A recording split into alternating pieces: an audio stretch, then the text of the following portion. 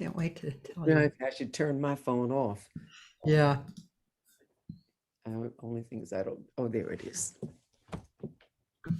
Here we go.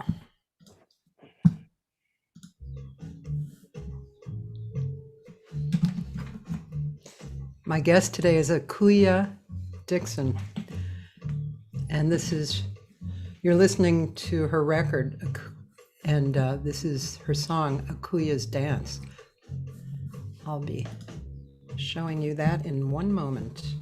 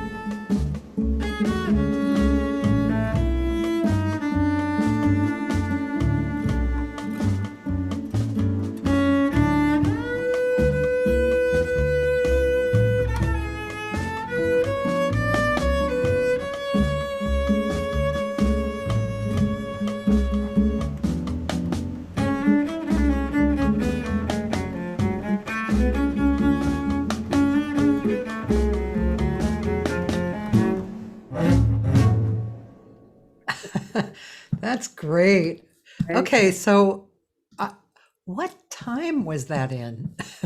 Ah, I was trying, whenever I hear something that's unusual, I try and just feel it because, of okay. course, that's the bottom line, but still, I'm intrigued.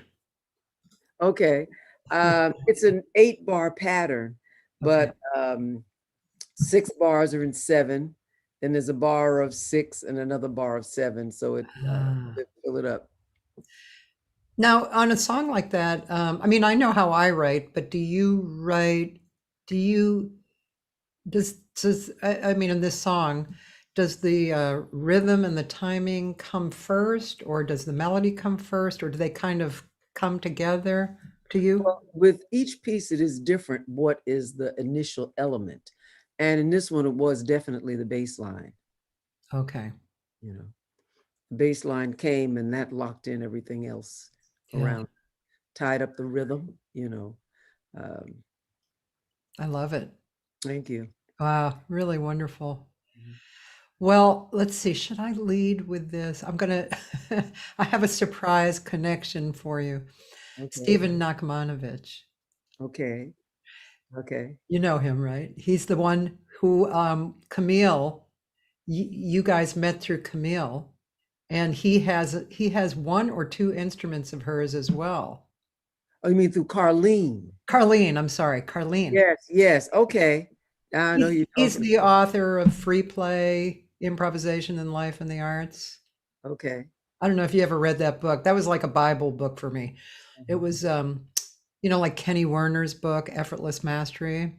Okay. I'm not familiar with either one. I'm sorry. Oh yeah, those books. I mean, yeah, those books are incredible books. Actually, Kenny Werner's book was so significant over the years that Berkeley, about 6 years ago, made a department dedicated to the book, Effortless Mastery. And he teaches there. And it talks about effortless mastery is about how to reach the perspective of effortless mastery in your art, and it's wonderful. It's a wonderful book. And also the Free Play, Improvisation in Life and the Arts is Mhm. about that. And they're just wonderful books. They're definitely tied into creativity and music, and Mhm. and yeah, they're really great books. They're the kind of books you open up and it's talking to you, anywhere Okay. you open. Oh, wonderful. Yeah. Yeah, so let's talk a little bit about Carlene. Carlene, right? Carlene Hutchins, you're talking about. Yeah, yes. Stephen told me a little bit about her. It's a very interesting story. I mean, she had quite the history. Mhm. Um, he said Wurlitzers hired her, and then oh, really? Well, he always knows interesting stories. They hired her way back, but Mhm. but the company didn't want basically the old men who were who were the violinists coming to them to repair. They didn't want them to see a woman repairing their Stradivariuses. So they put her upstairs, like way upstairs, where she did her work. Mhm. Okay. Interesting story, right? That one I didn't know. Yeah, I knew her personally, yeah, yeah, uh, and I know of a lot of books on her, but I had a life's experience with her, yeah. meeting her in sometime, I guess, in the 80s, through Stafford James. And Uh-huh, she had, she makes 8 instruments in her viol family rather than the 4. Okay. So uh-huh. instead of just having a violin, a viola, a cello, and a bass, she has a smaller violin, a smaller, she has 2 of each Yeah, in sizes. So the one that's a cello is called baritone violin, and it's actually larger in size than a cello, even though it's tuned like a cello, but its body is not as big as a bass. Okay. hmm, So it's tuned just like it. And because it has this big bottom and this big, it has a bigger sound and a deeper sound. I have one of the first ones that she made, which is actually wider than the hmm. kind she came up with making the instruments even skinnier. But they have their own special string sound that goes together. You can hear her octet of instruments when they play together. Sound quality is just amazing. I like the baritone because when I got it from her, um, I was sometimes doing duo concerts, either with a saxophone or a trombone, you know, or a Yeah. bass in a jazz environment. And I needed something that was a little bit heavier on the bass and would give me a little more power, you Yeah. know, Yeah. just because conceptually cello plays, um, functions as the bass in a string quartet, or in most cases. It's almost as low as a bass, but not quite, you know. So I have done a lot of duo work where I'm playing the bass part, but from a cellist concept, you know, because we create the lines that you can create on a cello are very different. And they're also done with a bow, more so than just pizzicato. Why are they different? Because of the range? And because of the one is tuned in fourths and one is tuned in fifths. So you have different fingering. So different things fall easily and more commonly on one than the other. Also, because of the tradition of what you study in the music, the kind of bass lines that a cello makes, if you look even through orchestral repertoire, um, is much heavier than what the bass plays, you know, and it's done in an arco fashion. So this is what you learn to When you say heavier, do you mean more intricate? yes. Yeah, okay. Hmm. Right, because they have lines such as a violin would have, as opposed to the bass, which normally is kind of the base of the whole thing, the Well, basic the cello structure. has the bass part, Yeah, okay, most yeah, of orchestral writing, and the bass doubles, okay, but a lot of the intricate parts of that doubling they don't do. They get just a longer note. yeah, Okay? If yeah. you listen to even like the Bach Brandenburgs and concerto repertoire like that, the cello is playing the bass line, you I know. see. Yeah, yeah. Um, I'm really I'm not at all educated about uh, I'm not educated about string quartets, or I've listened to a lot, but I have not studied it at all. Mhm. And it's intriguing. I mean, it's such a beautiful sound. I think it's gorgeous sound, really Mhm. beautiful sound. So your baritone cello. So that would Violin. baritone violin. So That's that would take the place of a regular cello. Yes, but I would, if I were going to use it in a string quartet, I would use a quartet of her instruments because they sound a little different. I Right. wouldn't necessarily play my baritone in my string quartet. I see. I'm not particularly hearing that, Yeah, yeah. you know, and I've had that opportunity. I'm hearing it more as a soloistic instrument in that I did a concert that was a duo concert with Chris Potter. Oh, Okay, that's nice. played saxophone. So Yeah. I'm walking a bass line, whether it's arco or pits, and I wanted something a little bit heavier than my cello sound. I used it there. Right, I see. Okay. Yeah. Is that somewhere where we can go to hear, or even whether it's now or not? What, Is the that baritone? well, with Chris Potter, is that I don't think a so. duo? It was just a specific concert for jazz at Lincoln Center, you know. That sounds like it was great. Oh, it was a lot of fun. He's an amazing player. Yeah. Is that something that you find yourself doing as far as duos go, small groups? I've mostly done small things like that, and some orchestral and big band with strings. I've done a lot over the years, yes. As a soloist or as a group member? Mostly as a group. I've been hired. New York City um, has so many theaters, and the repertoire of music that was coming to New York was a lot of it was popular music, Broadway music. Um, I mean, Broadway shows, theaters that had strings written string parts. You have a lot of Yeah. that. Yeah. Jazz and strings still doesn't do that very much. Right. Okay. I'm lucky in that I'm of the generation that I got to do a concert with Duke Ellington with orchestra, and I was in the orchestra. Huh. I got a chance to do that with Frank Foster, with Hmm. Jimmy Heath, with a string section. And I got to do it with Max Roach with just a string quartet, Oh or boy. even James Brown with a string quartet. Yeah. Okay.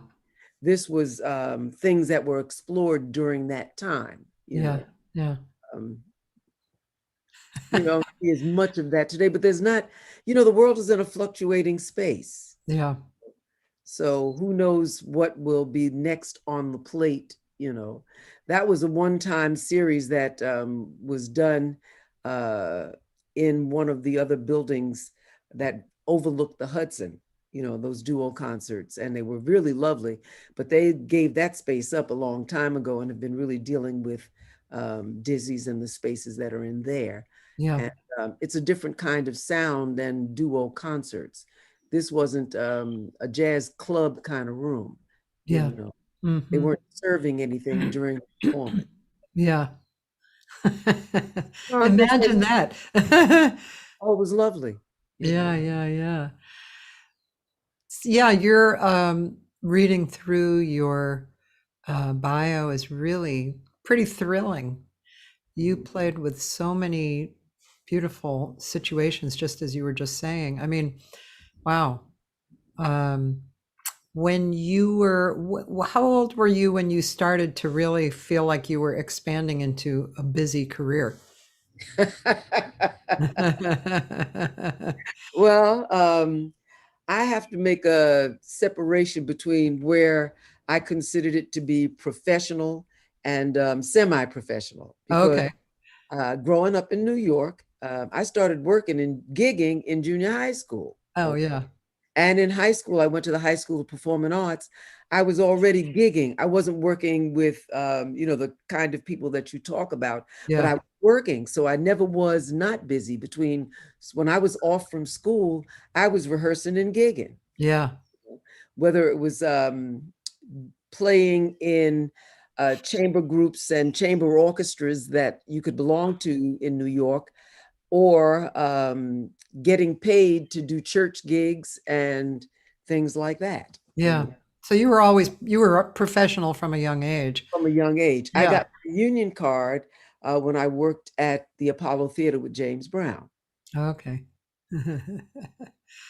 Was that a kind of a moment for you that was, big? Are you kidding? As a cellist, you mostly do classical music as a kid growing up. But I went to dances, I hung out and partied Yeah. and danced and all of that. So James was at the top of my list. So there was a lot going on with that gig, in that if you look at what was being hired at that time, okay, Yeah. Yeah. bands both and orchestras were all male, okay, Yeah. and Uh-huh. they were all white male downtown, and they were all black male uptown. Oh, interesting. So Yeah. there were no women at all when I went to work with James, and he wanted an all-female string quartet. Wow. And my father let my sister and I play, because back then you worked a lot of hours. You did like 4 shows in a day, some days. Yeah. And he was at the stage door to pick us up when the gig was over. Smart man. He did not miss a night and wasn't late. He was sitting there with the car warm, okay? Forget it. Uh, So, yeah. and that was early college. Okay. Wow. Your dad was like really protective even then. That's Well, I'm glad, cool. I might have been mad then because I missed going to the parties that everybody talked about the next day, how they were up till dawn. At the same time, my life wasn't as crazed in some other ways as Sure. it was. So Yeah, absolutely.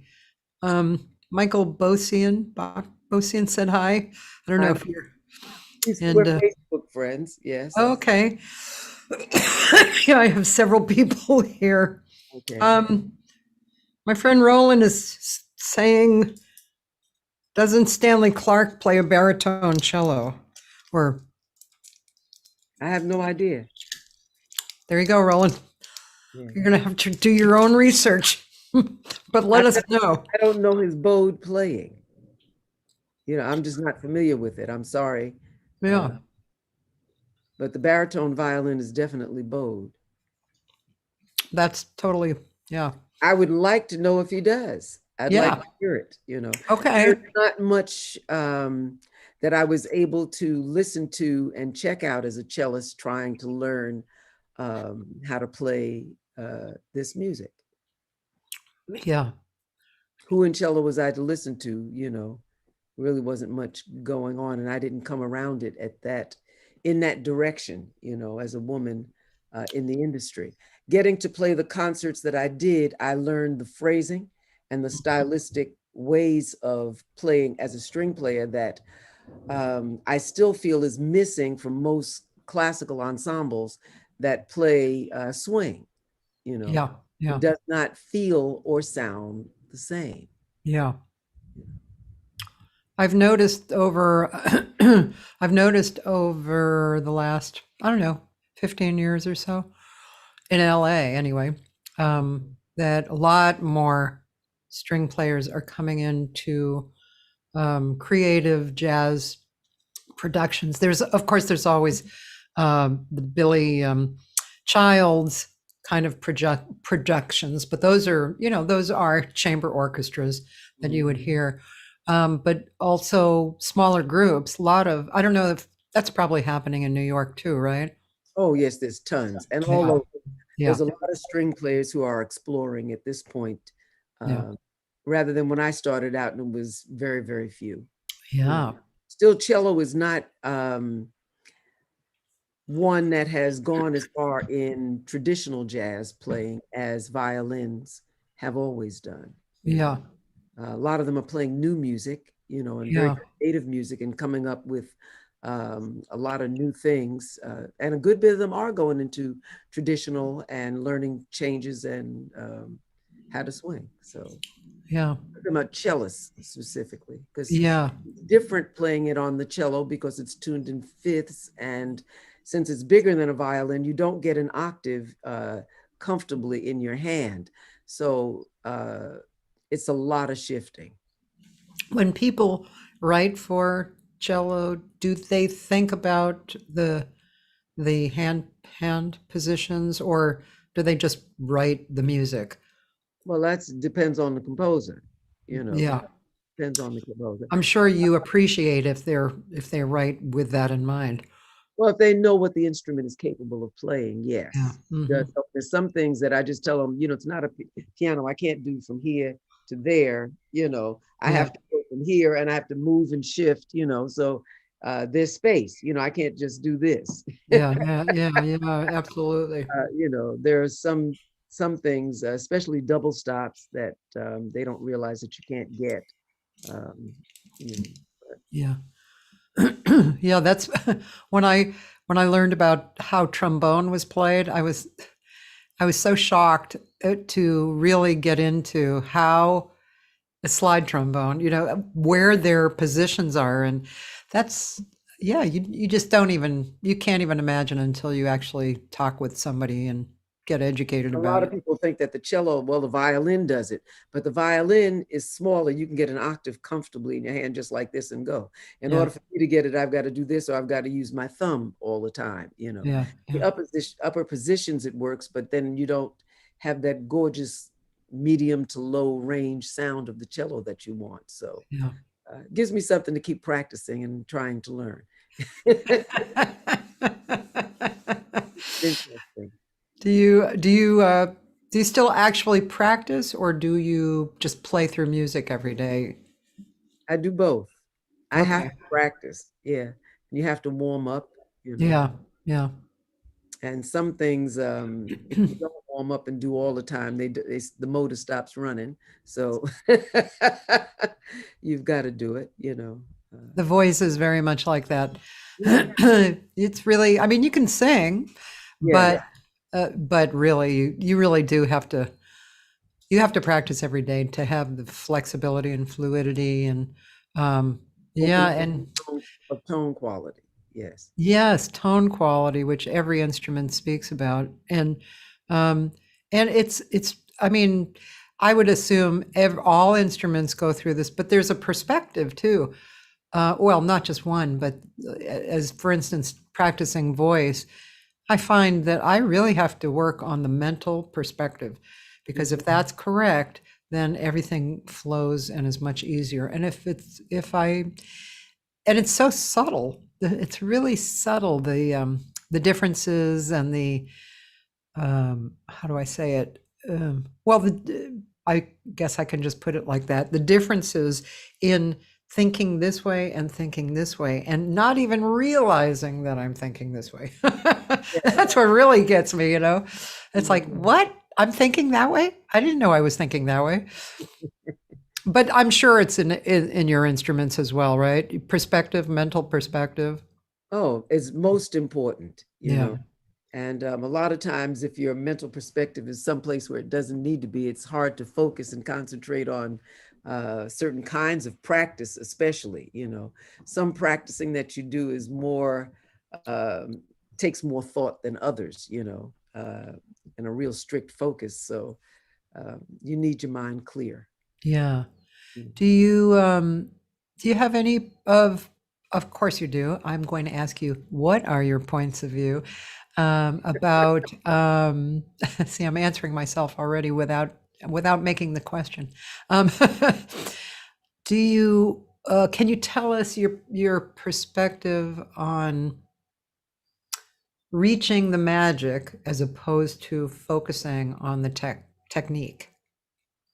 Okay, well, those are two different elements, you know. Yes, When there. I'm focusing on technique, I'm practicing so I can actually physically play specific notes, Yes.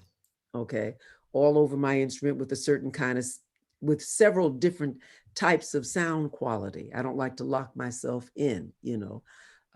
Slow, fast, different tempos. These are all things that you practice for the technique so that when you're actually performing, you can play whatever it is you want to attain from a creative sense, and can focus on that aspect of it and not the technical aspect, because you've already locked that in. There's times when you're performing that you still have to remember at a specific place that you have to get into that headspace of that technical um, spot that you want to achieve, you know, Mhm. Yes. do that and then just keep on going. So it's something that flows. You have to be able to do both. Yes. If you were advising a younger person who is having trouble getting into the magical frame of mind, what would you suggest? Um, I don't know what their practice techniques are. Yeah. Okay. And if your practice techniques are all just technical, you know, at some point you have to let the technical go. You have to free your mind of the number of measures, the number, the chord changes, the whatever. You have to know it to the point that you're just going on the feeling of it. You know, you don't know anything till you really well until you've memorized it, and that you can just sit down and play what it is that you feel you want to express. And what is it that you're trying to express? You know, are you just playing to be playing, or are you trying to express something more specific in this particular composition that you're playing? That brings to mind your song, the Akua's Dance, because it's obviously you had a feeling in mind and a flow in mind, obviously, right? It's interesting that you would say that, because that piece, yes, I did have a flow in mind. And as a cellist growing up, and you study the Bach suites, which is something that all cellists learn, you know, and it's for a solo instrument. And I would imagine that back in the day, your gig would have been to show up at the court because the couple of the Duke and Duchess are having dinner and they want to hear some music. You know, they can't turn on the Spotify. So you've got to sit down and play something. And some of it is for them to listen to, and then others is for them to actually dance, you know. So when you're playing a jig or a bourrée or anything like this, you have to realize that that was then, and they were dancing to it.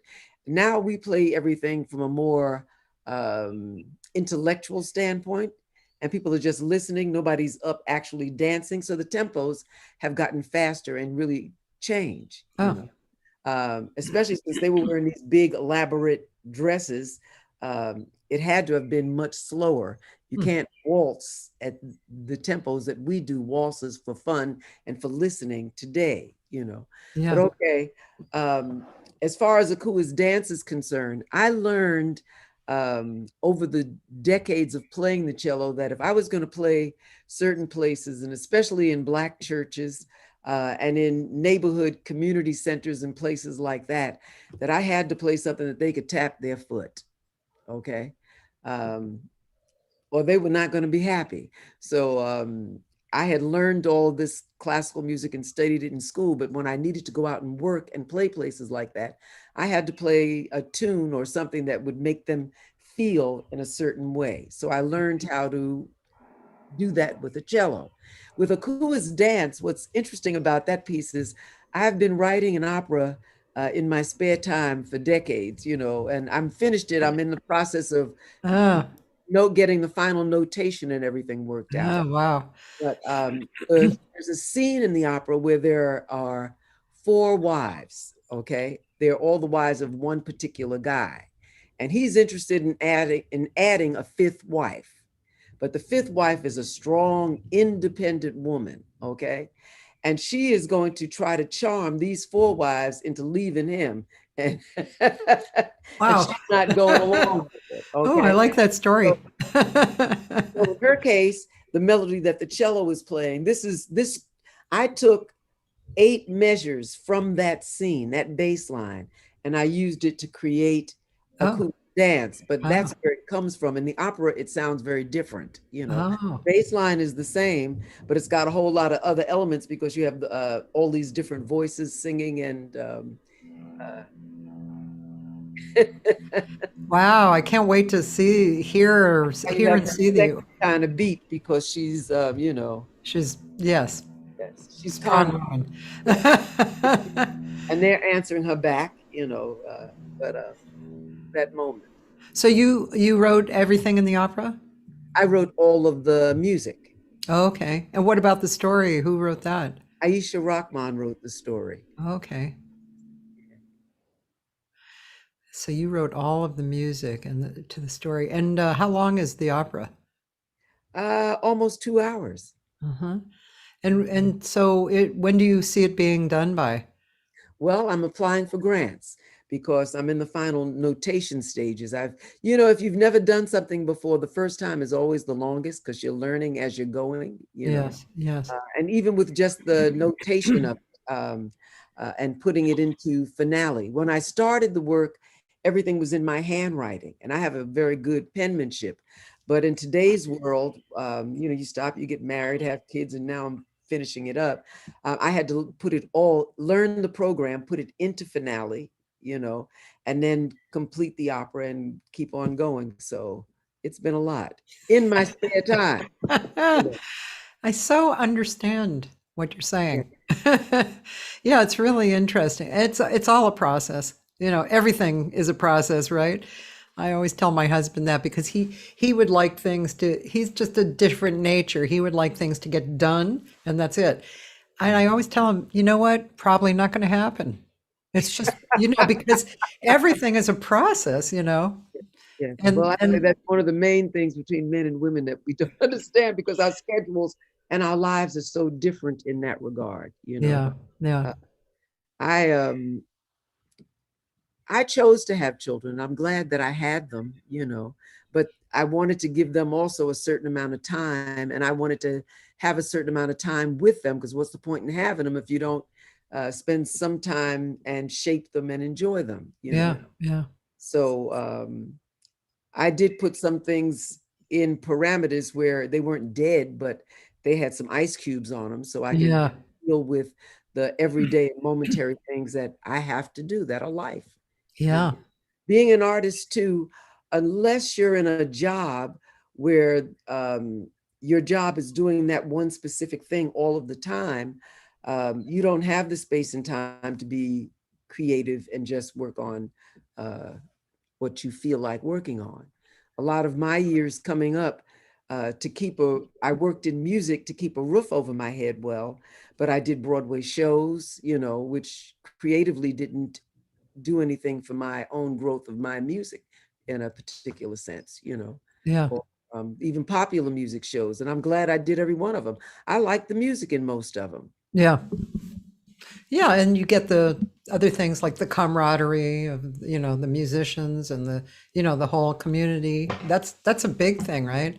Yes. Huge. But I'm also talking about if you look at the if you look at string music in popular writing over the decades, okay, and you look at the writing that was done by composers like Burt Bacharach, Andre Previn, writers like that, or even the Frank Fosters, the Jimmy Heath, and what's being written today and where all of this is gone. This kind of backgrounds that were written for Marvin Gaye or for Aretha Franklin, and Yeah. what's being written for singers today.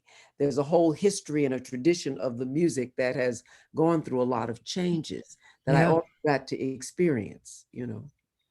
Are you a teacher? I do teach.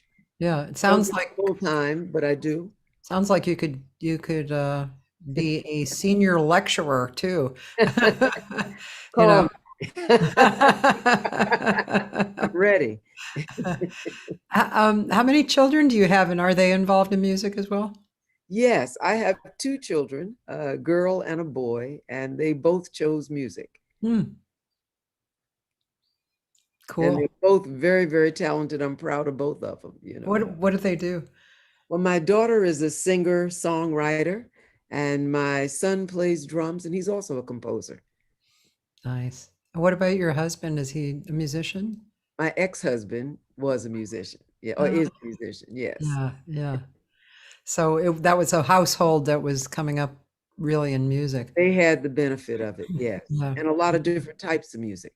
yeah, Because especially during my daughter's time growing up, you go back to the 80s, I was still doing a lot of orchestral work and even operas or ballet, as well as doing jazz things that she got to come and listen to.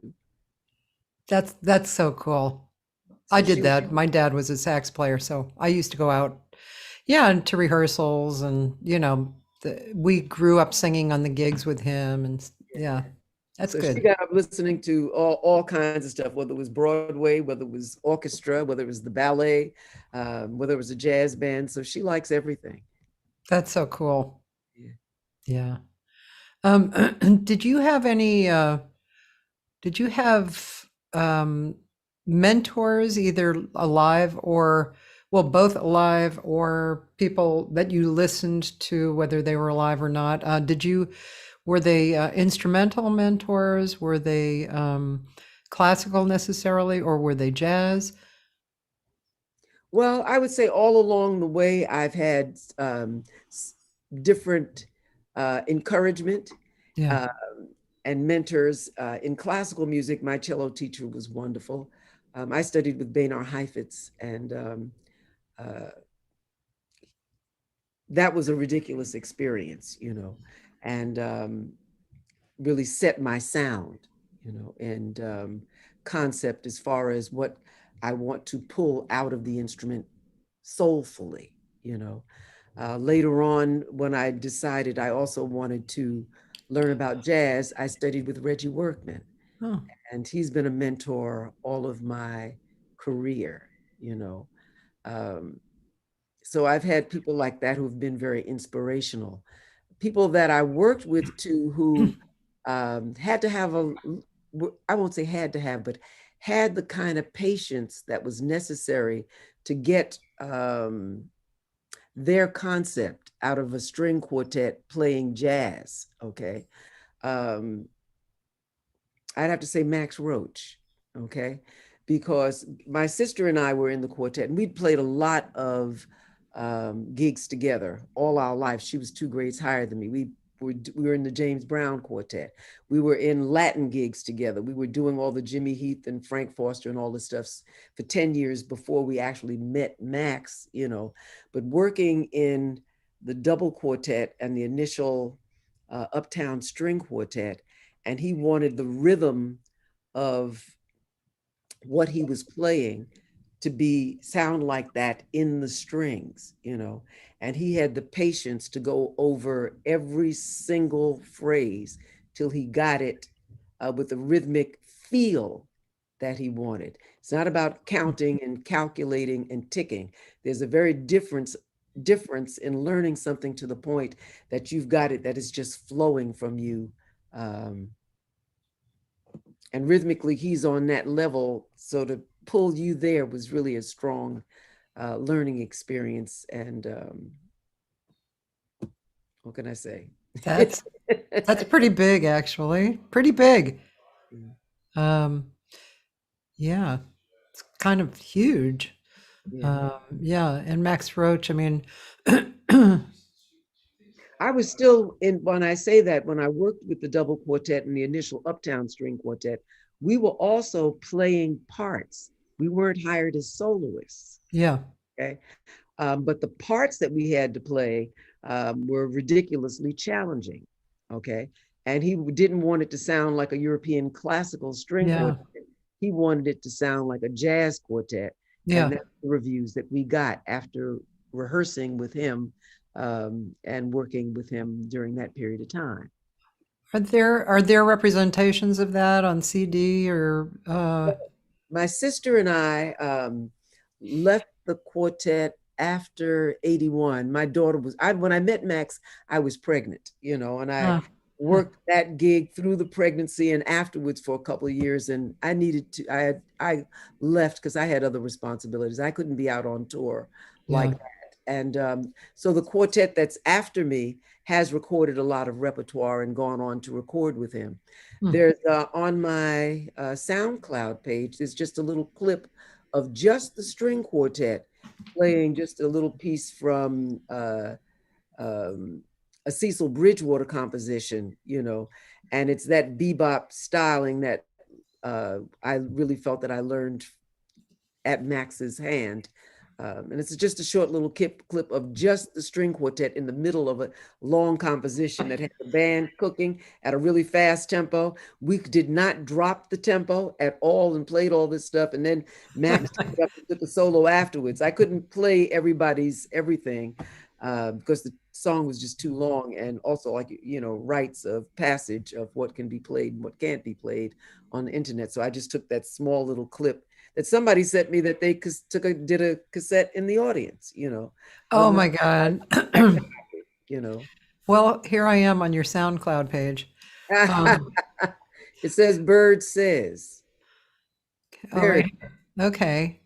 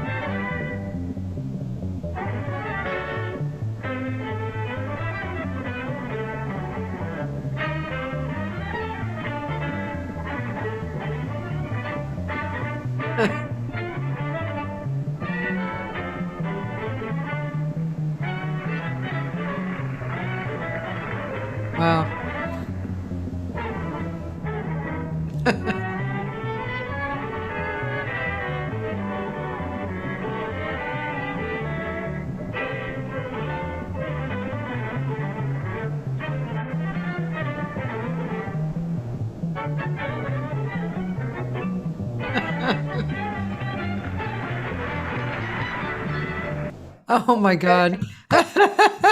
Oh my God. Oh, that's amazing. Yes, that was a lot of work too. I'm telling you, Oh, you don't sight read that chart, okay? yeah. But it's Wow. fantastically written ensemble chorus for the strings to just have to do. Just wonderful. Who wrote it actually? Cecil Bridgewater Oh, okay. Oh, is wow. an amazing composer arranger, just amazing. Wow. Yeah. Phew. Yeah, that's really great to listen to. It takes you on, as the listener, it takes you on these waves of um that was really wonderful and a wonderful experience to listen because I felt like I was on this wave of listening and then realizing what that little excerpt was, and then being so appreciative of the sound of the instruments, and there was like these waves of that. Really beautiful. It was a pleasure to learn it, and believe me, it wasn't easy. Not Yeah, to get it definitely. that tempo. Yeah. That was a really fast tempo. So Yeah. Oh my God. And then he came in with like a straight ahead kind of thing. solo right afterwards. Yeah, the tune Yeah. just kept on going. Yeah, Yeah. Wow. he took a drum solo, and then there's the head of the tune out. Yeah. Yeah. I'd like to hear maybe another cut right now if you didn't wouldn't mind. There's no other cut from that particular part of my life. Let's see, what do you have there? Go up, I guess. Let's see, wait a second, wait a second. If you like a jazz waltz, you have With All My Heart is there. That's Okay. a composition of mine. That'd be great. Okay, here we are. I love jazz waltz.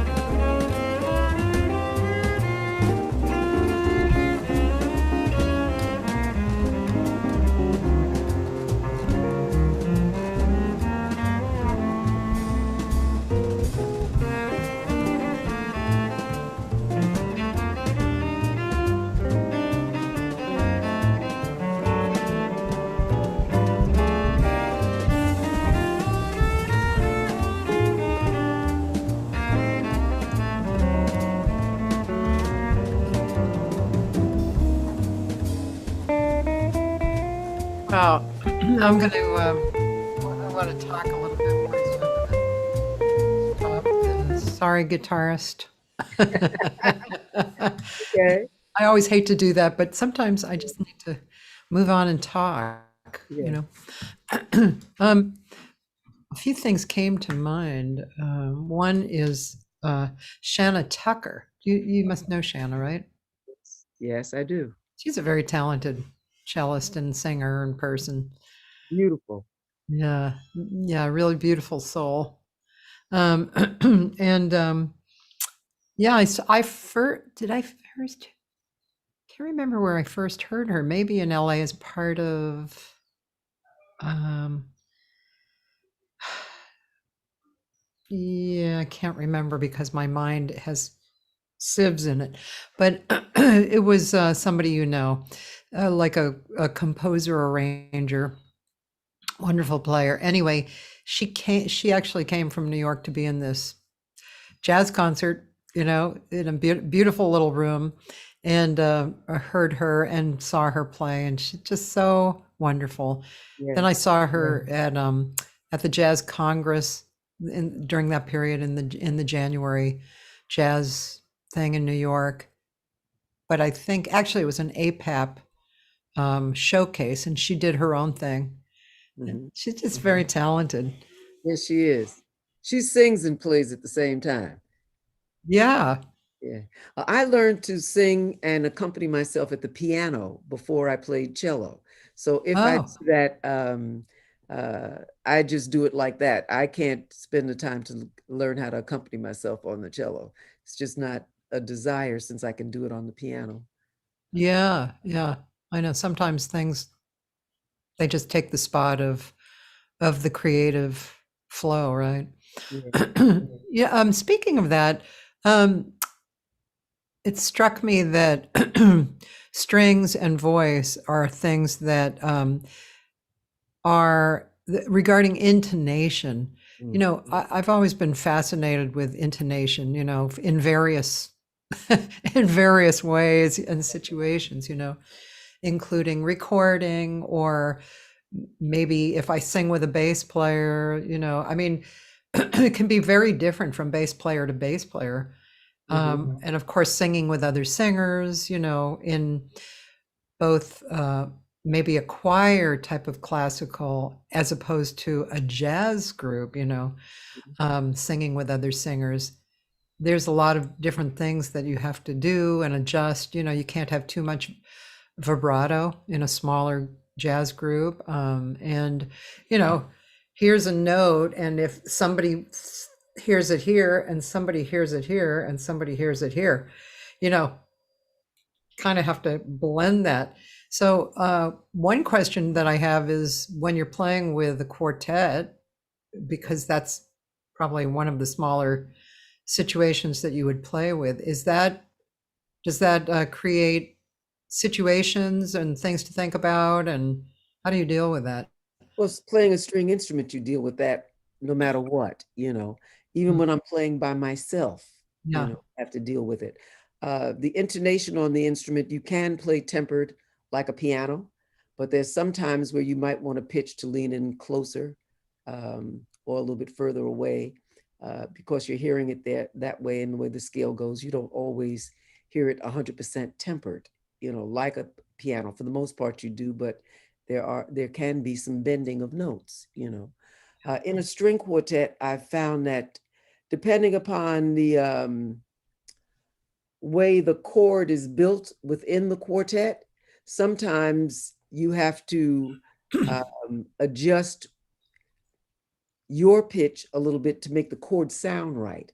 Everybody in the quartet has an individual note, and if everybody's playing it where they think it's perfect, a lot of times it does not sound in tune, and you might have to lean up a little bit or lean down. So you do have to work that out, and you realize that every time that chord comes, this is what happens. I've had that happen studying specific repertoire that string quartet repertoire that you have to check the harmony and whoever has that part that has to lean in, you have to acknowledge that.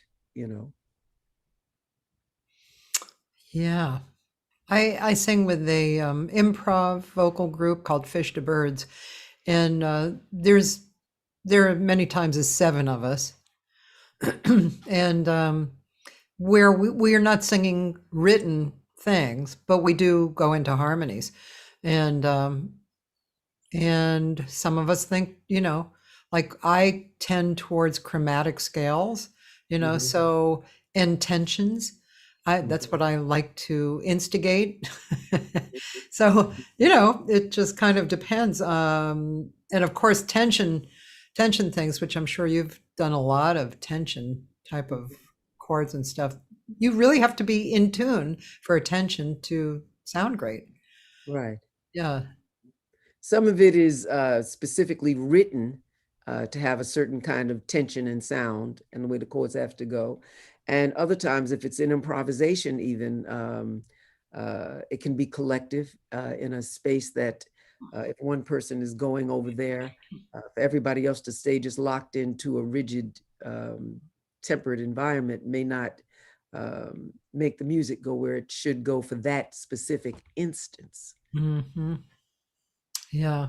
Yeah. Music has to express everything. Sometimes you want it to blend and sound lovely and give you that kind of feeling. Other times you want it to be a little out and you want attention because you want to say something that specifically that covers, you know. Yeah. I think if you are if you're intelligent in what your music and your job is, then moving through, just keep the flow continuously moving is actually the answer to anything, right? I mean, you do have to, as you said before, be prepared. You have to be a good player, and know what you're doing and have worked with your sound. But after that, many things can happen. Mhm. Well, I find that those are things that I'm always working on and always will continue to work on. So when you hear me play, it's in the spur of the moment of what I've learned up until that point and that day. That's about the best I can do for you. I've studied this many days. This day, this is what you're going to get. This is what I'm capable of doing, and uh, this this is that moment. And I'm going to go home and I'm going to practice some more, and I'm going to keep trying to reach. Music is an unending study. I feel like I've been studying it all my life.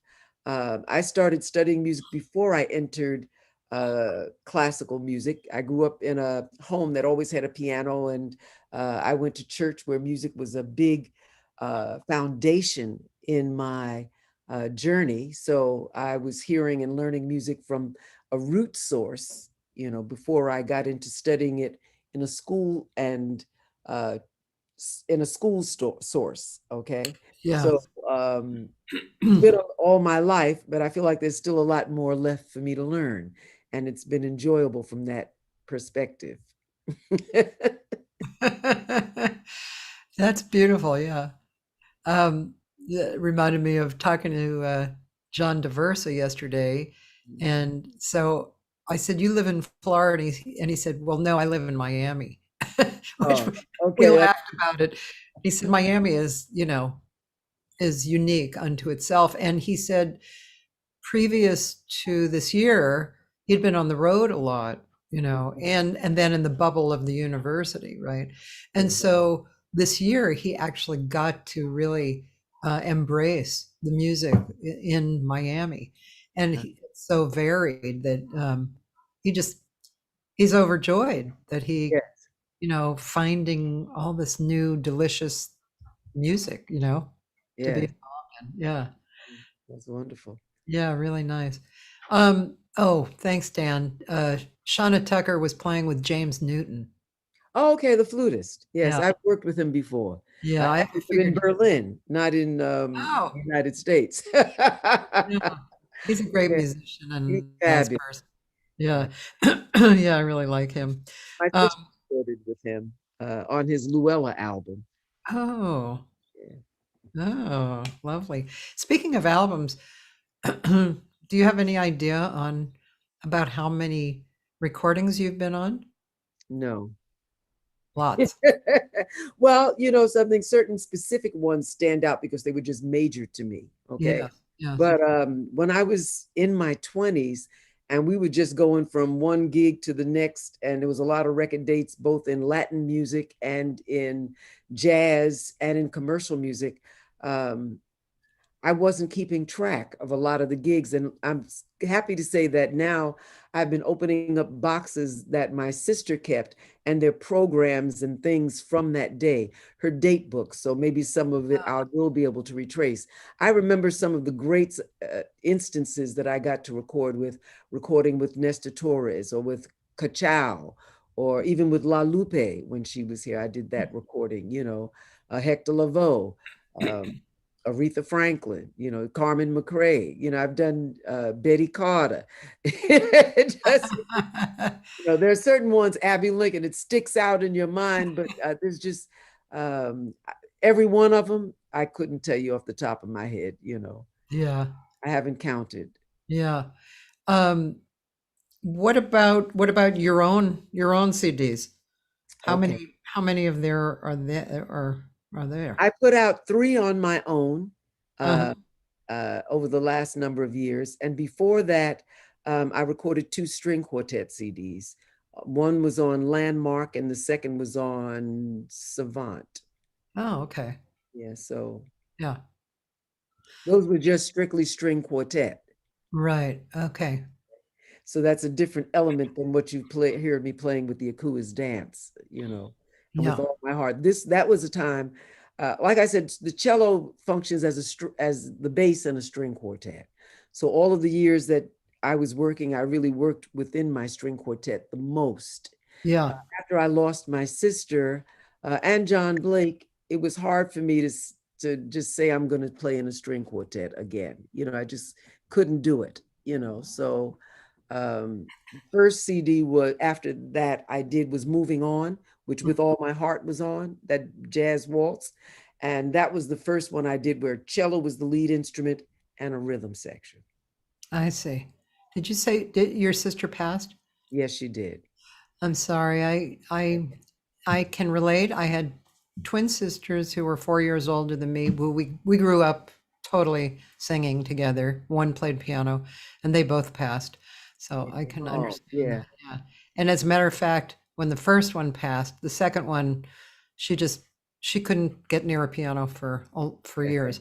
It was very, yeah. When you come up like that, so tied in to the music, especially for you girls. Wow, you just had so much together. Yeah. Amazing. Yeah. Since we were kids. Yeah. I have pictures of the 2 of us little in church, with the little anklet socks playing at some church function. It just was so much. So I don't do string quartet as much anymore. It's very difficult. Yeah. Also, a jazz quartet um, is a very special sound, you know, Yeah. Yeah. and a lot of the repertoire that we play um, requires the person to also be a really excellent classical player, Yeah. have Mhm. that kind of technique available to them, as well as being able to play jazz. So there's not as many people. Uh, well, nowadays there's many more kids coming up who are doing it. But at the time I was really working with the string quartet, it was not as many people to choose from. That's an interesting thing you just broached. Let's see, I'm trying to formulate my question, but basically I'm asking what what is your perspective on the younger people coming up and their obvious abilities in areas that we may not have focused on when we were coming up? Um, you know, uh, Not in comparison to us, but in a balance or what's your perspective on the relationship or how they're coming up now? Okay. Well, they're hearing new sounds that weren't the same as what I heard when I was their age. Yeah. Okay. So when I was their age and jazz was the rage in the 60s, and 70s, um, you're hearing that, and you might want to try to do that. Yeah. Okay. You might try to join a funk band. Today's kids, I hear playing, doing all the, because when you study a violin, you normally study in a classical environment. Okay. Yes. But if they're going to take it further than that, I hear a lot of them who might want to be in a metal band, you know, and they'll buy all the gear and they're hearing that sound and that electric violin cranking like Jimi Hendrix, you know.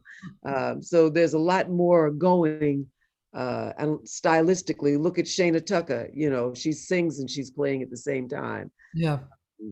That's very different than someone who's trying to be a jazz artist and just play in a jazz band, you know, like you have a saxophone or something like that. They're opening a lot more doors in a lot more styles, I see. Yeah. Cool. It's interesting to see what they come up with, you know. It is interesting. I observe the singers, because so many of the younger singers coming up are so adept at singing the scales and applying them into their songs. And um, yeah, I just came up in a different way. I Mhm, didn't study the scales so much. I listened a lot and I sang a lot, and mhm. and uh, and of course my artistic personal choices gear me towards what I like. Like, for instance, one of my favorite ones cuts that I used to listen to in college and beyond was Eric Dolphy's "Out to Lunch." Okay, so it's not your typical pop singer who listens to that and likes it. So Right, things like that steered my choices. right. Don't you just love that cut? I don't, you know something? Um, You don't know that one? my listening was really to people that I worked with Yeah. because I had to listen to their music so intently. Even if I was playing with James Brown, I was doing a solid week and I might have been doing 20 concerts, you know. Yeah. So I'm hearing that Yeah. and over again. Or if I'm working with Bob Hope, I'm hearing that over and over again. It doesn't matter. If you're doing orchestra, you might be doing a longer run, or if you're doing a Broadway show, it could Yeah. be a longer run of hearing that particular writing. Yeah. So uh, a lot of that has influenced me, and a lot of it that I didn't want to influence me, I've tried to not remember. Because there's some of it where you're doing a part that, is just ridiculously repetitious. And Yeah. there might be, I won't say there's never a situation that you need that, in my own personal writing, I might want to do something that's very different, and not be that repetitious, but I might be in a situation where that's what's called upon, you know. Yeah. Uh, Yeah. Yeah. but it's a kind of thing that you gotta if Yeah. you're hearing it too many times from, working with it every day, Yeah. multiple shows a day. Yeah. Yeah. Yeah. That's your situation is unique Yes. because of how full your growing up career was. Yeah. Yeah. And so you had to get good at, right? Right. Yeah. Yeah. Yeah. Yeah. That's interesting. Yeah. Yeah. I was just thinking of there's a pianist here, an Armenian pianist who uses strings for in his writing, and his name is Vardan of Sepian.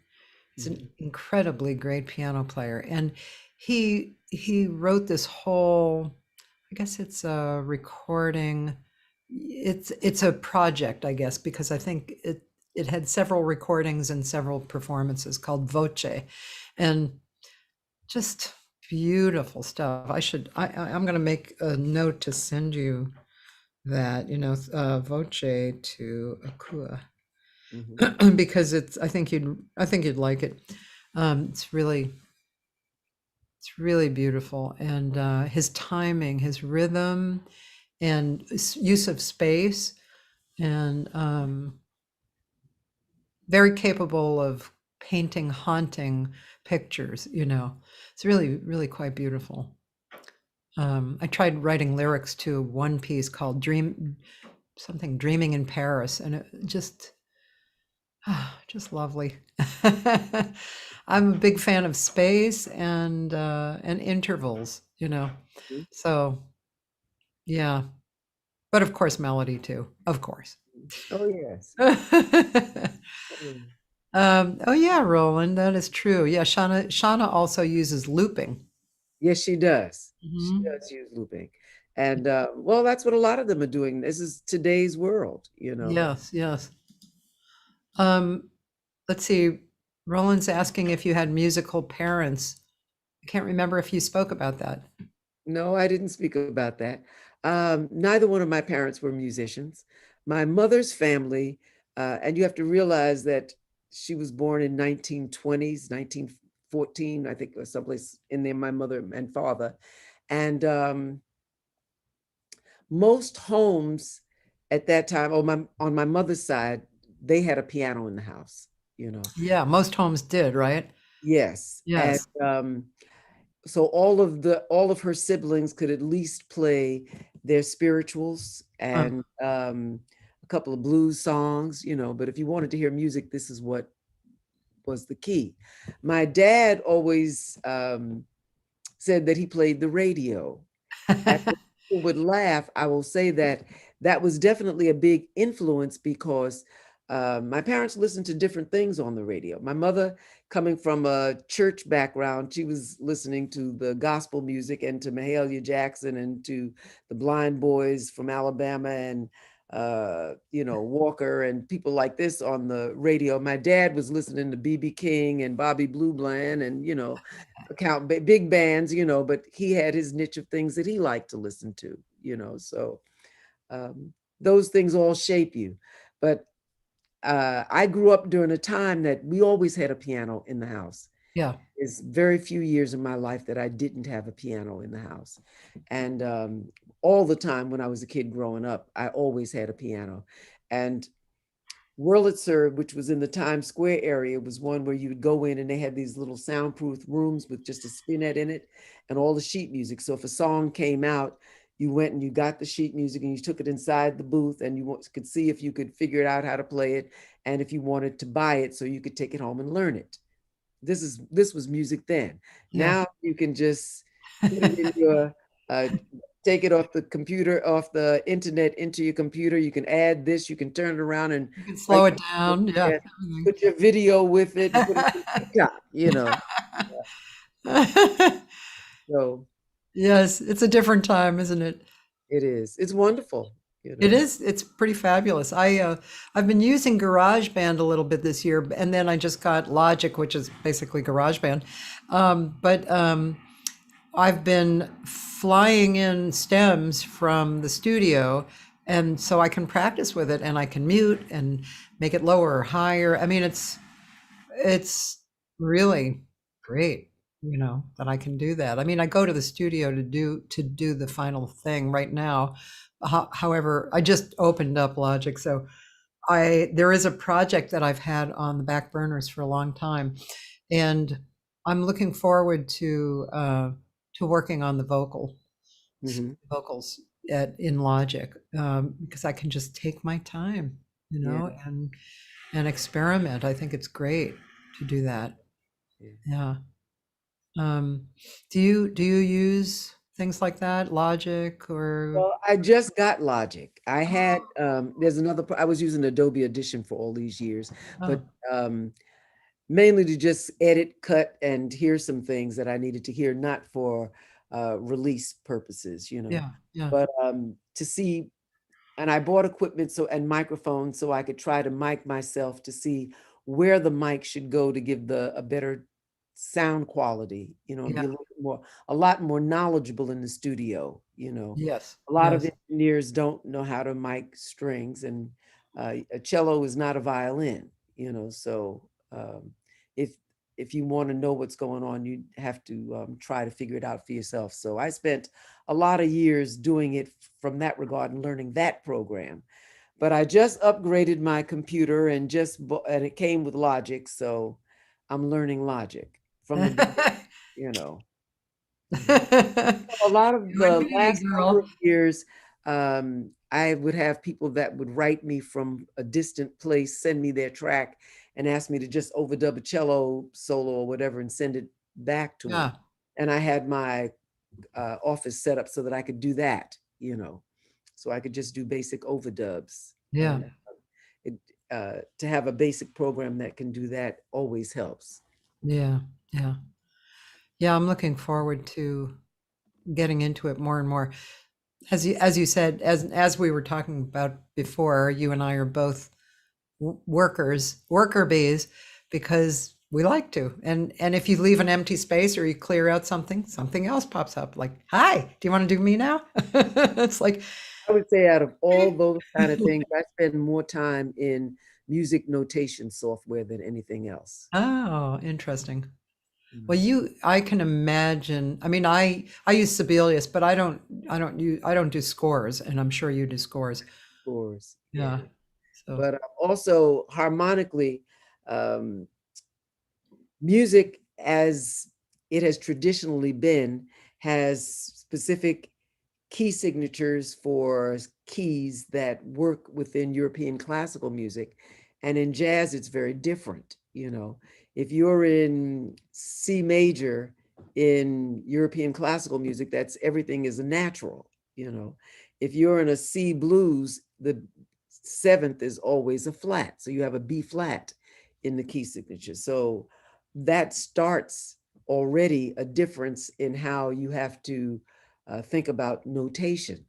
If you're in C, like I said, in a blues, you got to use a B flat. Whereas if you're in C in European classical music, you have to have it's normal to have the B natural.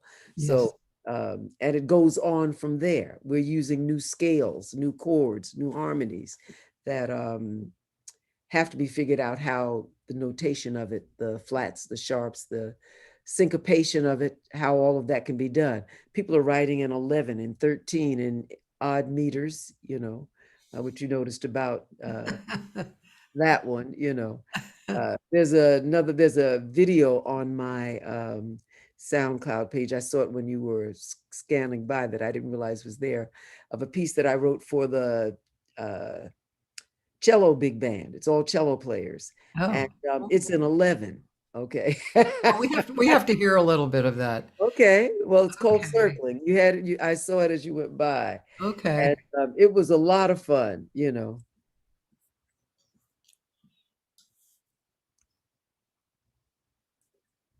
Circling, right? Yes.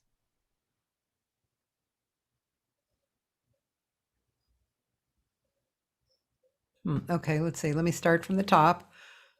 And it was on the SoundCloud. Yeah, I saw it when you played something else before. Might have been on YouTube if it Oh, was a video. okay. Let me Might have see. been on YouTube. Yeah, let's see if I can go on YouTube. And isn't that a beautiful cover, ladies and gentlemen? Oh, Love that cover. God, the color and your expression and everything is beautiful. So let me just type in circling.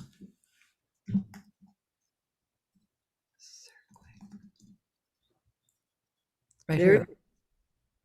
Okay, we're going to listen a little, okay? You can count 11. Okay.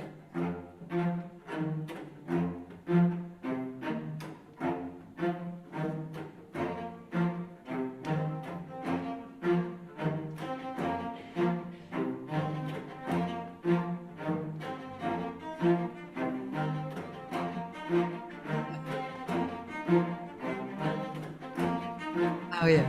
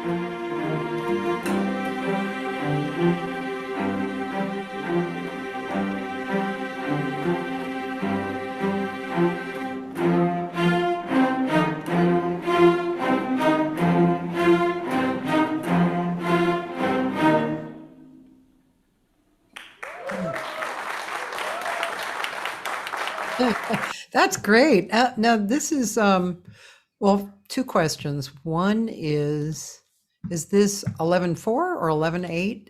11/4. 11/4. Yeah, there's a And couple bars of 5 in there, but mostly it's an 11. yeah, 11 is actually I love 11. Okay. 11 it feels so good. I've out of a lot of different time signatures that I've fooled around with, I think 11 it has a really good feel to it. It's really nice. I was just humming that bass line, okay? Of course And you were. and my son says to me, "Mom, do you realize you're singing in 11?" Oh, I was just humming the line. He said, "You need to write that one down and write a tune." So, because I wasn't even composing, I was just humming, okay? Yeah. So I thank him for that. And that orchestra, that was an interesting orchestra. A lot of different age groups That's a cello represented. big band. Yes. Yeah. There's a festival, the New Directions Cello Festival has gone on for a good 25 years. Uh-huh. And they are in June. They're coming up again soon. So I don't know who their special guests are this year, but they have cellists that do new directions in music. They don't all do specifically jazz. They do new directions. And there's a lot of wonderful different things that are being done with the cello, including the looping and the singing and different concepts with pizzicato and how to hold the instrument. Even people have come up with new ways to be more uh, mobile, Yeah. and all of this is showcased what's new to be done with the cello. So there, every year they have a big band, and Uh-huh. I've composed a couple of times over the years a piece that I've submitted for them to play. And Mhm. this was the last one 2 years ago. Yeah. Wow. That was great. Really, Right. really nice. Yeah. I really enjoyed that. It's a happy piece, so Yeah. Yeah. It's light and it's I enjoyed hearing it. yeah. Yeah. Um, Mark is asking a question. We got a little bit of an answer about this, but maybe there's more. Mark would like to know if there's anything he needs to know about when composing jazz music for cello. Boy, anything to know. I What, mean, you were well, talking about the way the voicings are played. yes. I was saying that, well, the cello doesn't have the same opportunity to move as much as a violin. It's a larger instrument, so you can't move as quickly in the lower register. Um, and because it's deeper, it doesn't move as quickly as upper strings do, okay, violin, viola. So really fast bebop passages, a lot of times there are twists or turns that require shifting, to be able to do on the instrument. And those don't lay well, and you don't have enough time to play those on a cello.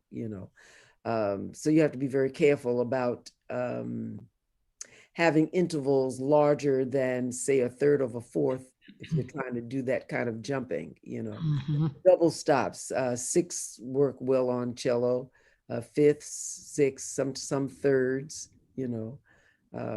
There's repertoire you can look at that uses um, chords on cello, especially the Bach suites. You'll find them in a lot of different keys, and you'll find a lot of chords already placed comfortably on the instrument, and you can use some of those.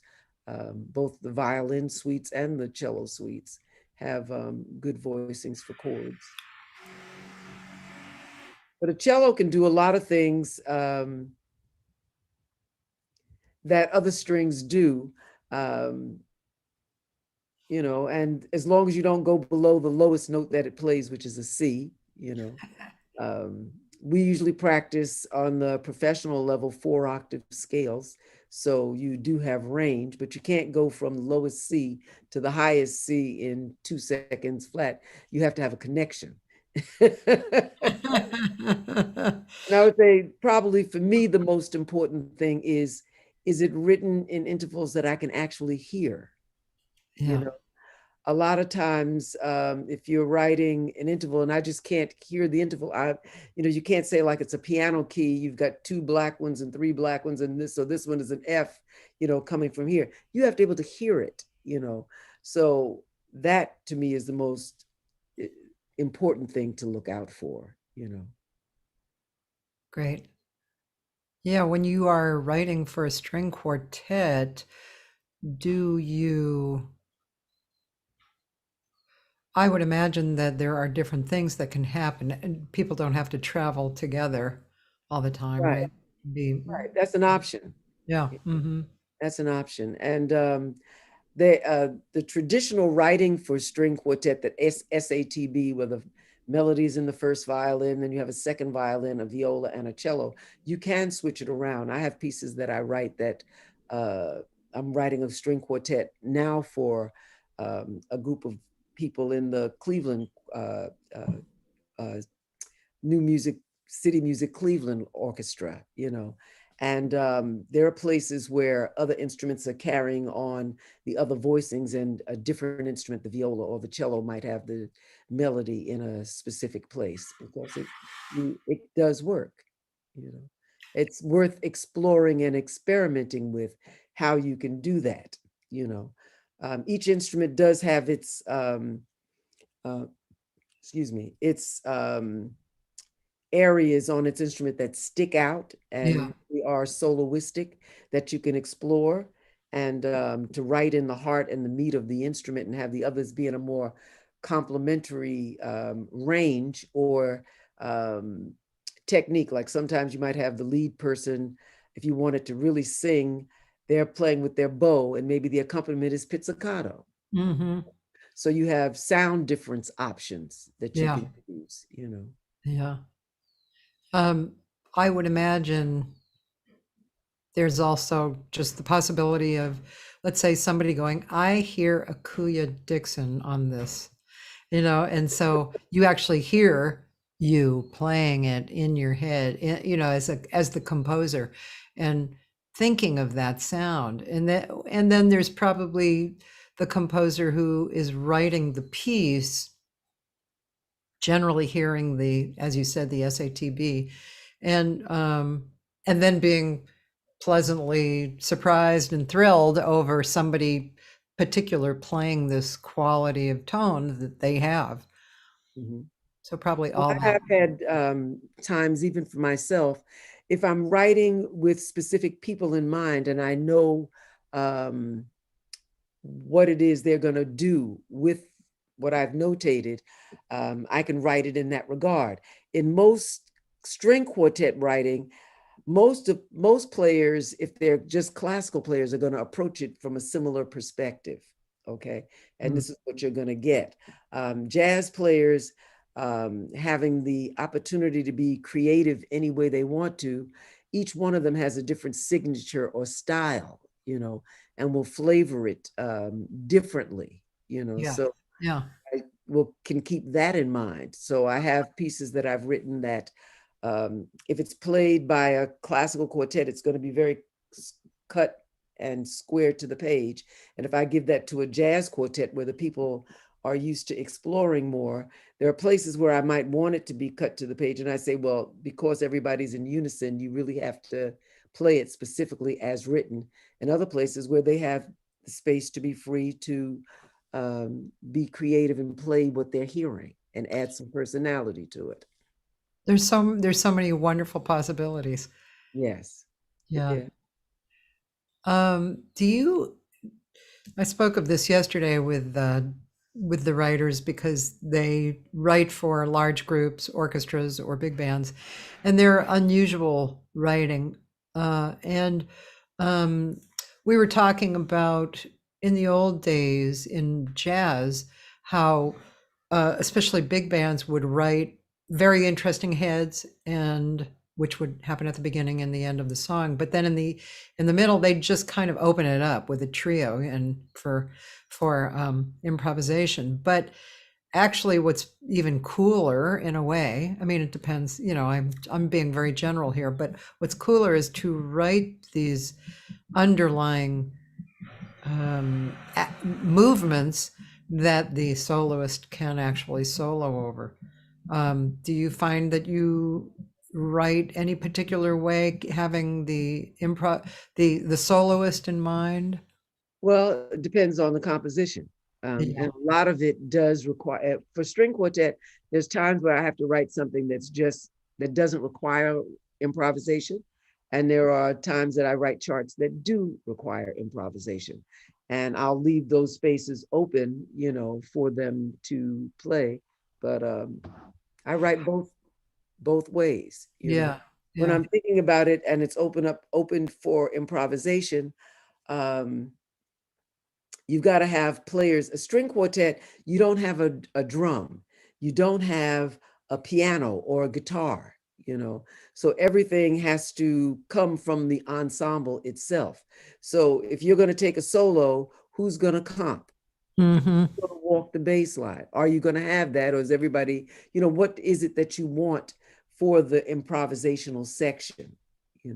I find that when I first started working, and you were string sections along with, say, big bands at places, and they had a lot of written string parts, whether it was the Tavern or the Green, or whether it was the Savoy Ballroom. Um, the music went on and had solo sections because people were dancing to the music. And you don't end the piece because you've played the head of the tune, two choruses, and the end because musically that's all you want to say. You got to, if the people are dancing, you have to keep playing. So I'm just saying it's very different today because it's more intellectual and things are shorter, and Yeah. people their attention spans are very different for listening. So you have these specific improvisational sections that go a certain number of times on a Yes. record, on a recording, and that's what you're listening to. Those kind of situations where we went to clubs where they were playing so that people were dancing, it was a whole different situation with jazz. Yeah, that's so true.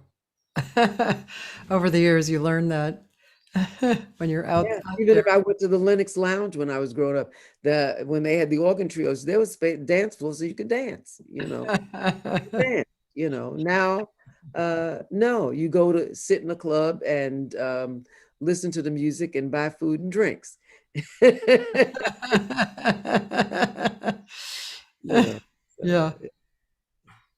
Mark is saying he likes you on YouTube, Arturo O'Farrell, and your quartet Indigo, Triumphant Journey.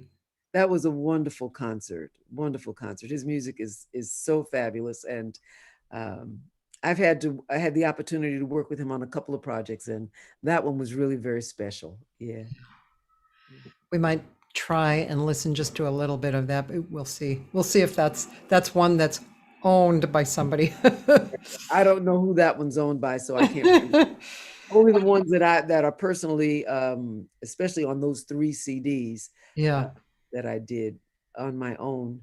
I know I'd love to play something from Quartet Indigo from those CDs, but I know that they are very are notorious for taking stuff down. So Okay. Yeah. yeah. Proprietary. Yeah. Did I read that you sang Throw It Away? Yes, I did. I recorded it on my last CD.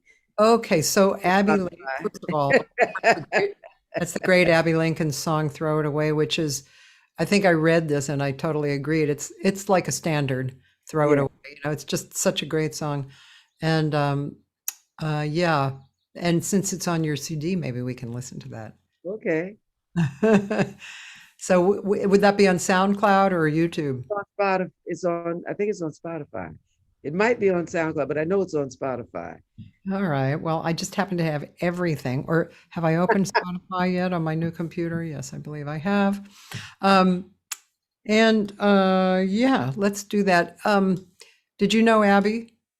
I did get to meet her. I won't say that I knew her well, but I did get to meet her on several occasions. Mhm. And one of her CDs, I'm in the string section. It was an orchestra that was hired, and it was a wonderful experience. Throw it away. Yeah, just wonderful. God, what a great artist she was. Yeah. Well, she really is. I would say, um, a soulful. she's singing from her soul. I'm not saying that she's a soulful, like she's a soul singer like Al Green. I'm just saying Yeah. she's soulful, and that everything she wrote was very specific, had meaning, the words and the music, and it came from the depths of her soul. Yes, and speaking of like the newer singers and the older singers in the jazz realm, you don't hear newer singers singing like that. Her singing it comes from truth so much. So you're not looking for perfection, in notes or intonation. That's not what's communicating. Right. Yeah, and she's a great singer. Sure. It's not like And she's a bad telling singer. the story. Yeah, definitely the story. Yeah. And actually, that was another thing I wanted to ask you a little bit about. But let's listen to this song first, and then I have a question. It's one of those. Oh God, are you asking this question? So here's "Throw It Away."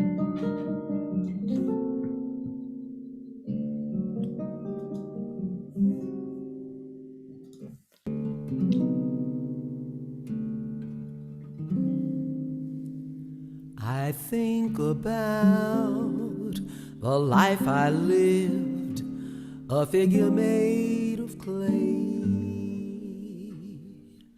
and think about the things I lost, the things I gave away.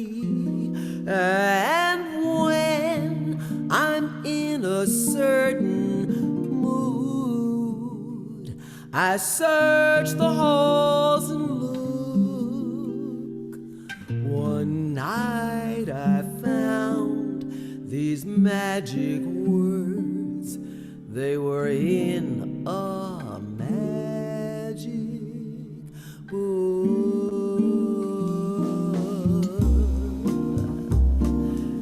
Throw it away. You can throw it away. Give your love, live your life each and every day, and keep your hands wide open. Let the sun shine through, 'cause you could never lose a thing if it belongs to you. There's a hand to rock the cradle and a hand to help you stand, with a gentle kind of motion as it moves across the land. Now the hand unclenched and open, gifts of life and love they bring. So keep your hand wide open if you're needing anything.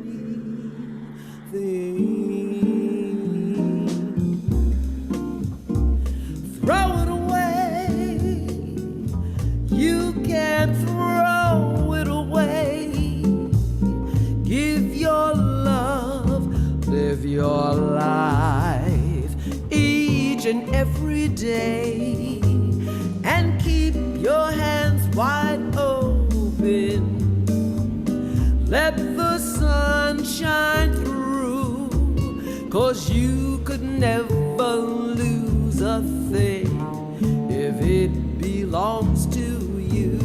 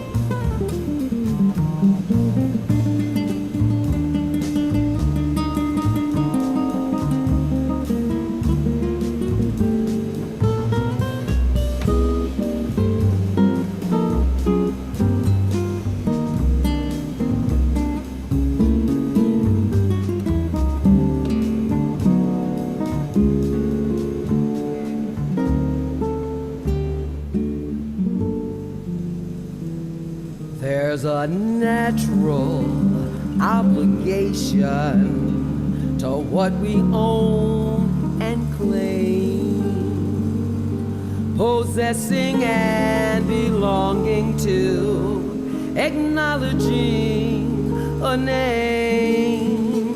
So keep your hand wide open if you're needing love today,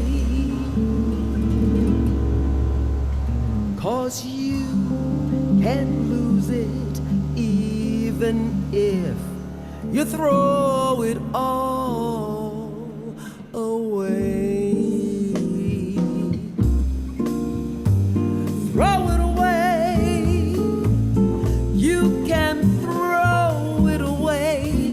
Give your love, live your life each and every day, and keep your hand wide open.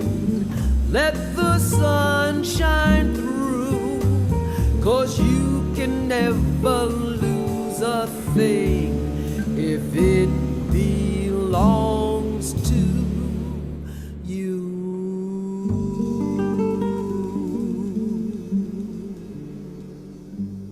Oh, that's great. Thank you. Yeah, I could see you smiling every time the feeling went. But when you're recording something, you listen to it 5 million times because you have to catch every mistake and make sure it's just Yeah, perfect for the record. And then you don't listen to it anymore. So I haven't listened to it in a long time. So it was yeah. incredible for me to even hear it again. It was a journey. Who is the guitarist? Freddie Bryant. Wonderful. Yes, he's excellent. Yeah, yeah. Um, Roland loves the passion in your voice. Oh, thank you, Roland. Very nice.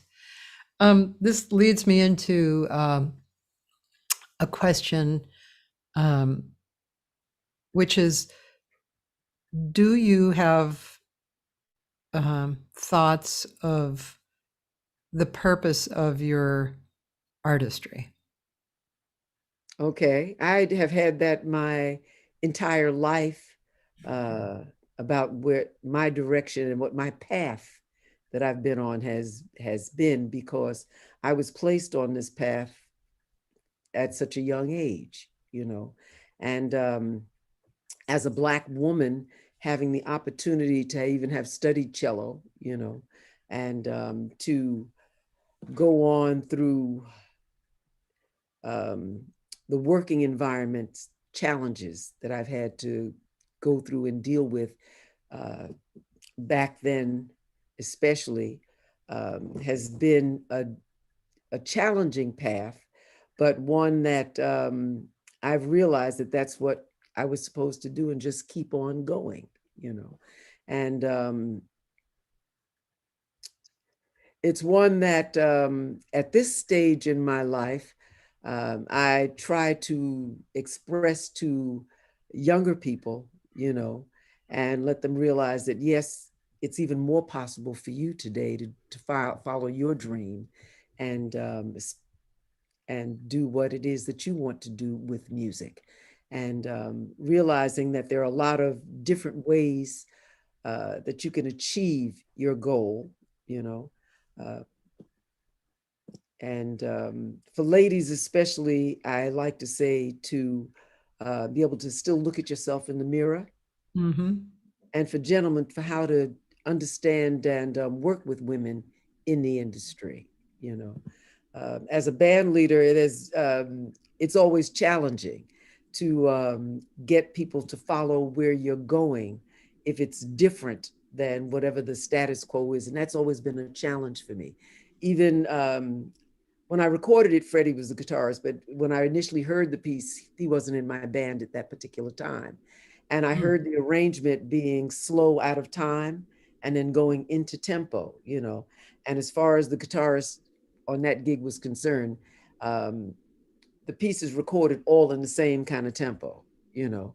And I said, well, other people do arrangements of things. You might take Lament, that was a ballad, and make it into a bebop tune. So, you know, there was a lot of arguing and pulling to get to lead things where I want to, for gentlemen to my path showing that for both sides, there's something to look at and to grow from for the next generation. Women have a lot to say and men need to listen, and not be supportive in a way that they think they should support you, but in the way that you feel they should support you, because you're on a new direction. Women are the new frontier. I would say, especially in jazz, jazz has been a male dominated situation, and it still is. And I find that a lot of when I go to the clubs, I'm hearing a lot of hard hitting, fast, and stuff like this, and the passion and the other side of it that maybe is something that women think about more is not there as much as it used to be. When I went to the clubs in the 60s and 70s, you'd hear people hitting, and then you'd hear a nice, lovely ballad, that warmed your soul and made you buy another drink, True. That's true. Yeah. I always think about that. Yeah. Yeah. The way a set might flow, and can I do a ballad now? I really want to do a ballad, beautiful ballad. I did I had a gig this weekend. I did Lotus Blossom Oh, yes. very slowly. It was just felt really great to do it, Yeah. Yeah. I love a great ballad, and that's one of the most wonderful things on a cello to do as a ballad. So on that same CD, I recorded a ballad by a college buddy of mine, Aziza Miller, and she used to play piano also for Natalie Cole Oh, and wrote her hit La Costa. But oh, we're college buddies and partying and hanging out together buddies from back in the day. And she has a ballad, If My Heart Could Speak to You, and it has lyrics to it, but I recorded it on cello because it just fits so beautifully on the cello. And I was so fortunate on that CD that there are 3 cuts on that CD that I asked Ron Carter to play, and oh, he's playing bass on that ballad. oh, And you're going to do a ballad. There's a couple of bass players that say that I had to have one of them, or I didn't want to do it. absolutely. Yeah. It's just amazing. Yeah. That's lovely. Yeah. Yeah. I had the opportunity a few times to have orchestra arrangements done. One time I used one of my ballads and one of a singer-songwriter here named Shelby Flint, who, when you go and hear her, or in the past, when you've heard her live, between her voice and her singing and her song, it just leaves you in a puddle. Yeah. And so those 2 songs worked out really beautifully with the orchestra. Okay. Yeah, I mean, yeah, there are certain songs that just really call to you to do that. Yeah. Very beautiful. Sorry for the noise in the background. I see it's getting close to the 2-hour mark, and want to thank you so much for such an enjoyable hang, and lovely to talk to you. Lovely talking with you too. Great questions. Thank you. I try. And But you must have gotten, I saw briefly you had some chat, you had a number of people that asked questions also. So yes, that was yes.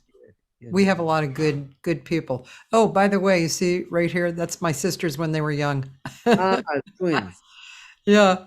So they're adorable. And they sounded great singing together. They were, kind of built alike inside, or, and thought alike. It was really great. Oh, and there's a picture of the 3 of us singing. Okay. Yeah. Yeah. I just wanted to tell people that tomorrow, I'm doing 3 days live every week now, as opposed to 6 days live that I did for 9 months. But tomorrow is a really incredible arranger in California here, who's been doing it for years and years and years, and really outstanding arranging for big band, Tom Kubis. So he's going to be on tomorrow. So that's really going to be interesting. And Thursday through Saturday, I just have, Thursday through Sunday, I will be posting from my archive Terrence Love, H.B. Barnum, who was a terrific interview. Wow. Producer, involved with Motown and a singer. Great. Sally Stevens, who was a studio singer and contractor here in LA and worked for some of the higher music organizations. And then Greg Karukas, who's a great piano player. So that's the rest of this week. And once again, Akuya, anything we should be looking out for in your career right now? Well, musically, there's not that many performances still yet opening up and doing things. I'm writing. Like I said, I'm working on a string quartet that I'm writing for City Music Cleveland that they'll have performances that'll be in December. Other than that, writing and locally playing, there's nothing. I'm going to go in the studio again. So I'm looking forward to that. Well, it would be fun to see you online with a group or a small group. It'd be really fun. Don't you think so, ladies and gentlemen? That's not that difficult to do nowadays. So I'll have to Yeah, look that one up and it would be a yeah, lot of fun. yeah. Yeah. Thank you and good luck with everything. And I know a few people are going to go buy your record right now. Well, thank you so much. And I appreciate it. Love all of you. Thanks so much, Kathy. You're welcome. Thanks. Really nice to see you. You too. Bye-bye. Bye.